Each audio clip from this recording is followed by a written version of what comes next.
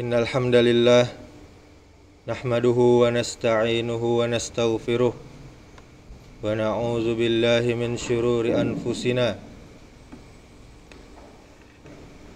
wa min sayyiati a'malina may yahdihillahu fala mudilla lahu wa may yudlil fala hadiya lahu asyhadu an la ilaha illallah wahdahu la syarika lahu wa asyhadu anna Muhammadan abduhu wa rasuluh, amma ba'du.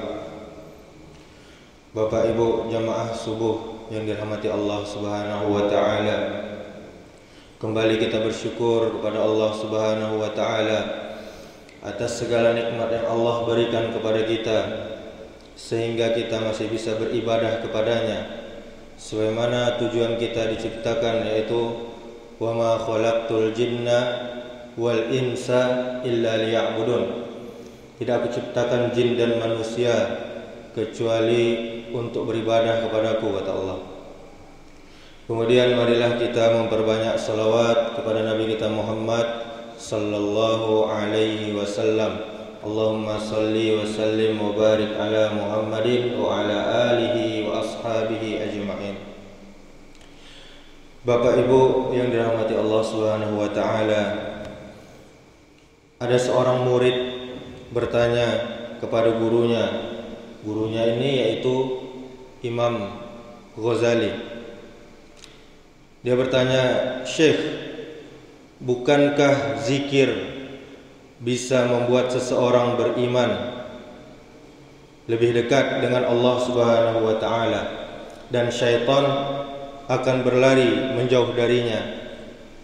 Benar, kata Syekh.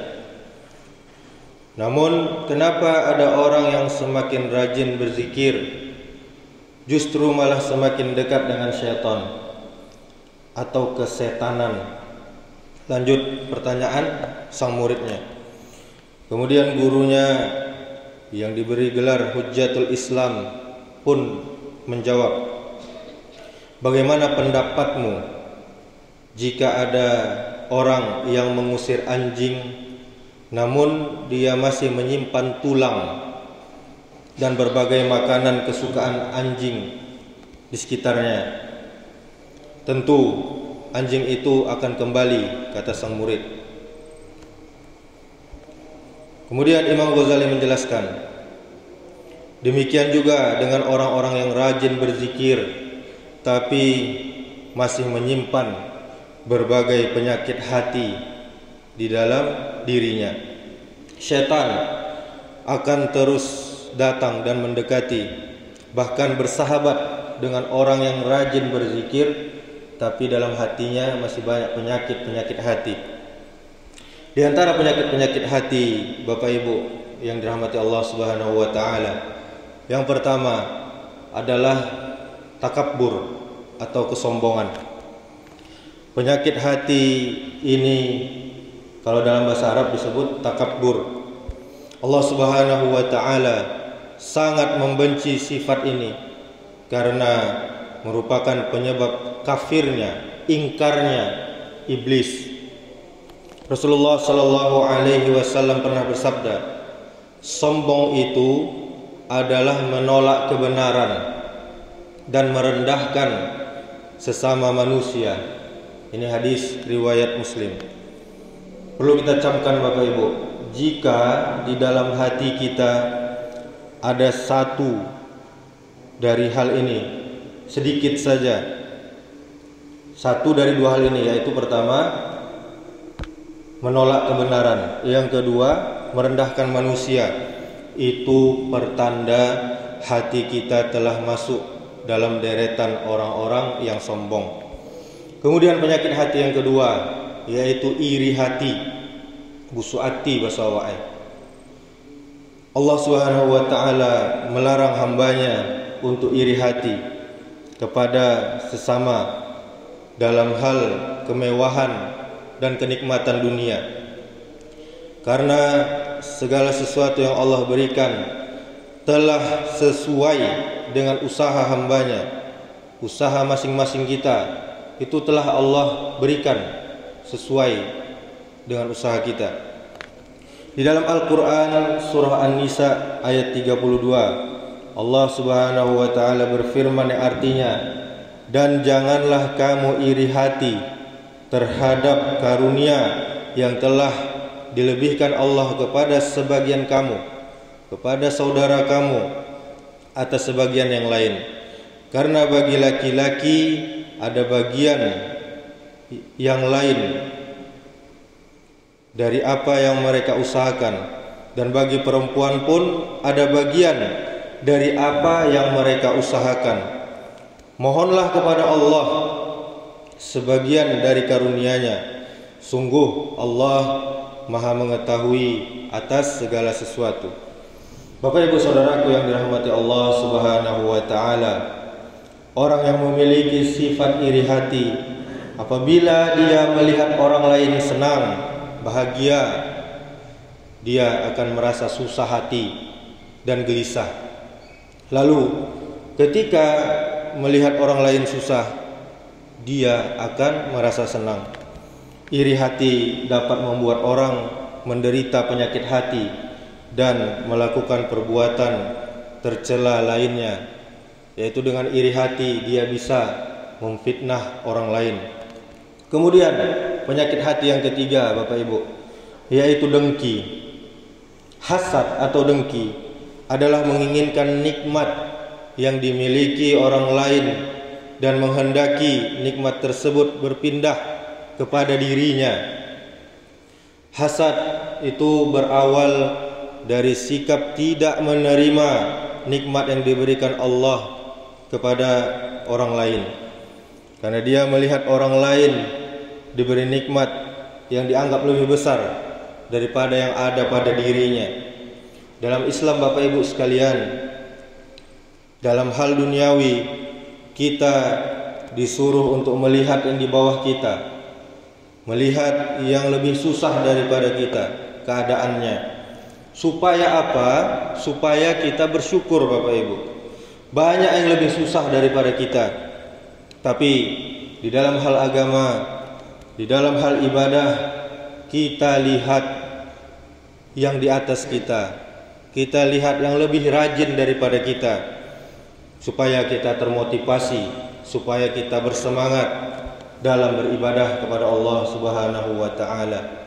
Kemudian penyakit hati yang keempat, yaitu berbuat syirik dengan menyimpan benda-benda yang disukai setan. Ini bisa kita sebut dengan jimat, atau dalam bahasa Arab disebut dengan tamimah. Bentuk jamaknya adalah tamaim, yaitu sesuatu yang digantungkan di leher atau pada tubuh lainnya. Yaitu yang digantung itu adalah berupa mantra-mantra yang dibungkus, atau kantong yang berjahit seperti yang kita lihat digantungkan di leher-leher anak bayi, rajah atau tulang, dan yang lainnya.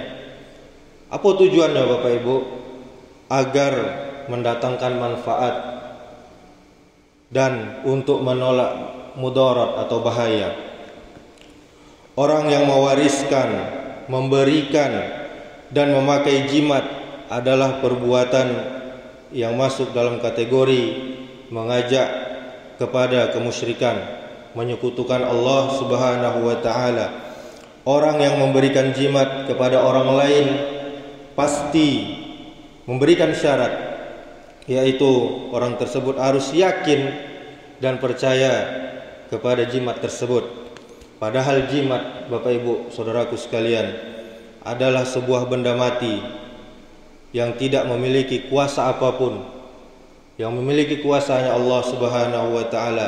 Minta perlindungan, minta manfaat kepada Allah Subhanahu wa ta'ala. Kemudian penyakit hati yang keempat, yaitu bersikap atau berkata kasar. Bicara kasar atau kotor hanya akan menimbulkan kemarahan dan dendam antar sesama umat muslim. Selain itu, berkata kasar juga dapat menyakiti hati lawan bicara kita Di dalam agama kita, agama yang mulia ini, yaitu Islam, melarang umatnya untuk berkata kasar, berkata kotor, atau memaki sesama manusia. Rasulullah sallallahu alaihi wasallam pernah bersabda, sesungguhnya tidak ada sesuatu apapun yang paling berat di timbangan kebaikan nanti di hari akhirat seorang mukmin pada hari kiamat seperti akhlak yang mulia. Akhlak yang mulia ini Bapak Ibu yang paling berat timbangannya di yaumil akhir nanti. Dan kemudian Nabi melanjutkan, dan sungguh dan benar-benar Allah benci dengan orang yang lisannya kotor dan kasar. Kemudian penyakit hati yang kelima Bapak Ibu, yaitu fitnah. Pengertian fitnah di sini yaitu menyebarkan berita yang tidak benar atau bohong atau dusta tentang seseorang dengan tujuan untuk menjatuhkan orang tersebut. Di dalam Al-Quran, fitnah artinya membakar dengan api, sebagaimana dijelaskan dalam surat Al-Anfal ayat 39. Wa qatiluhum hatta la takuna fitnatun wa yakuna ad-dinu kulluhu lillah fa in intahau fa innallaha bima ya'maluna basir, yang artinya, dan perangilah mereka itu sampai tidak ada lagi fitnah dan agama hanya bagi Allah semata. Jika mereka berhenti dari kekafiran, maka sesungguhnya Allah Maha melihat apa yang mereka kerjakan. Maksud dari ayat tersebut Bapak Ibu, yaitu berarti fitnah adalah keburukan yang paling buruk. Kemudian penyakit hati yang ketujuh, yaitu yang keenam, yaitu berburuk sangka. Hati yang jernih, hati yang bening dan bersih akan terpancar dari perangai awak, dari perilaku awak sehari-hari. Adanya buruk sangka terhadap sesama menandakan hati seseorang itu sedang kotor. Penyakit hati yang satu ini biasa disebut dengan su'uzon. Islam mengajarkan kita untuk tidak berburuk sangka agar terhindar dari penyakit hati ini. Hendaknya kita mencoba untuk kebalikannya, yaitu husnuzon, atau berbaik sangka terhadap saudara kita, terhadap sesama manusia. Kita harus dapat melatih diri, melatih hati kita dan pikiran kita untuk memikirkan segala sesuatu yang positif. Kemudian penyakit hati yang ketujuh Bapak Ibu, yaitu riya. Riya ini adalah syirik kecil, contoh dari syirik kecil. Kata Ali bin Abi Thalib radhiyallahu anhu, ciri-ciri orang yang riya terdapat dalam diri seseorang, yaitu dia malas jika seorang diri, dan dia giat jika di tengah-tengah orang banyak. Tambah semangat dia beramal, tambah semangat dia beribadah jika mendapatkan pujian dari orang lain, dan berkurang semangatnya dan berkurang amalannya jika dia mendapat celaan. Kemudian penyakit hati yang ke-8 Bapak Ibu, yaitu merasa soleh, merasa suci. Dalam hal ini Rasulullah sallallahu alaihi wasallam bersabda, janganlah kalian merasa diri kalian suci. Allah lebih tahu akan orang-orang yang berbuat baik di antara kalian. Ini dalam hadis riwayat Muslim. Merasa diri paling benar, paling suci, paling aman dari dosa, paling beriman, atau bahkan paling berhak untuk masuk surga adalah beberapa bentuk sikap sombong dalam Islam dan merupakan perbuatan yang sangat tercela dan dibenci oleh Allah Subhanahu wa taala. Kemudian yang ke-10 Bapak Ibu, yaitu ghibah. Ghibah ini hampir banyak di seluruh masyarakat kita. Ghibah ini merupakan penyakit hati yang disebabkan oleh iri dan dengki. Arti dari ghibah yaitu bergunjing dan biasanya membeberkan aib sesama muslim dengan cara menirukan tingkah laku atau gerak tertentu dari orang yang digunjingkan. Maksudnya, tujuannya adalah untuk mengolok-olok. Adapun kejelekan dari menggibah, Allah telah jelaskan dalam surah Al-Hujurat ayat 12 yang artinya, wahai orang-orang yang beriman, jauhilah banyak dari prasangka.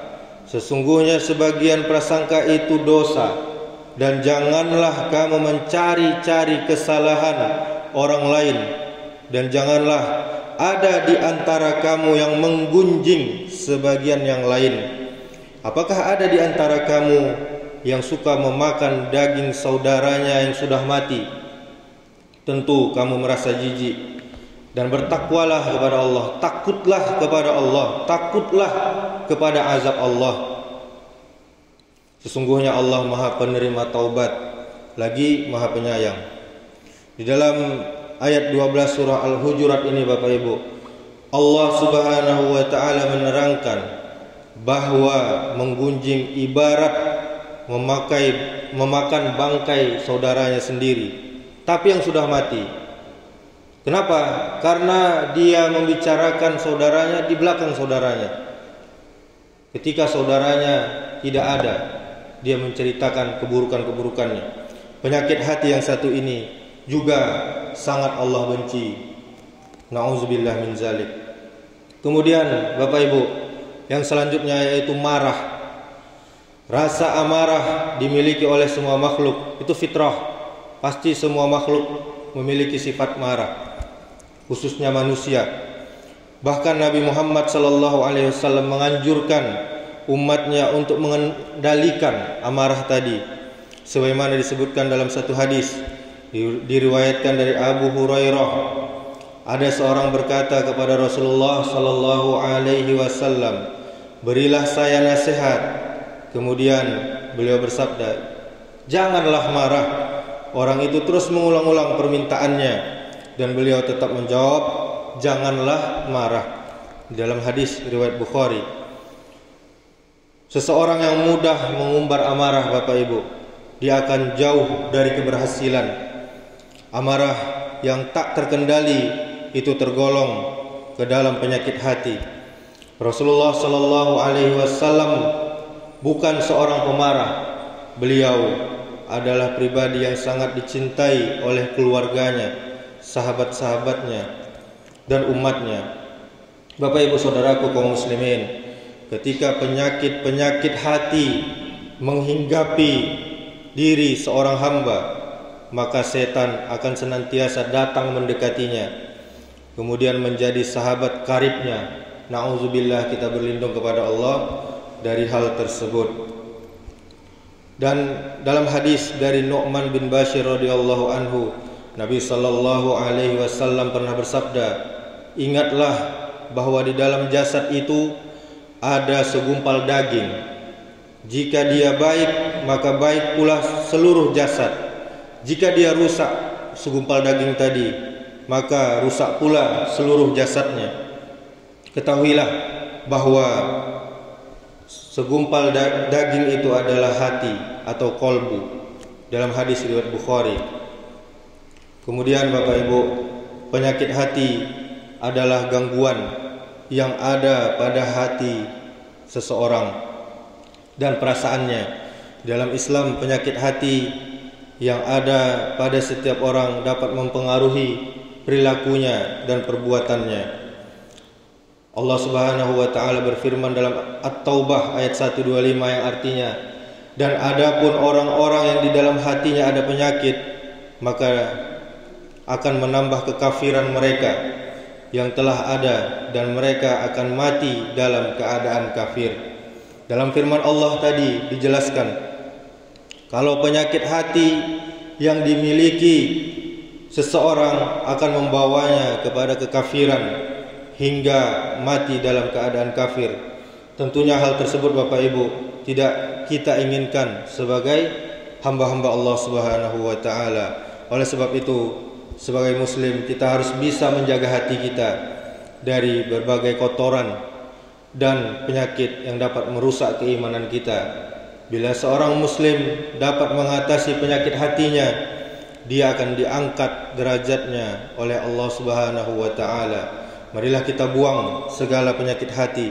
Semoga Allah karuniakan kepada kita rasa cinta kepada orang-orang yang mencintai Allah, dan cinta kepada amal-amal yang mendekatkan kita kepada Allah dan mendapatkan keridhaan Allah Subhanahu wa taala. Amin ya rabbal alamin. Subhanakallahumma wa bihamdika asyhadu an la ilaha illa anta astaghfiruka wa atubu ilaik. Wassalamualaikum warahmatullahi wabarakatuh.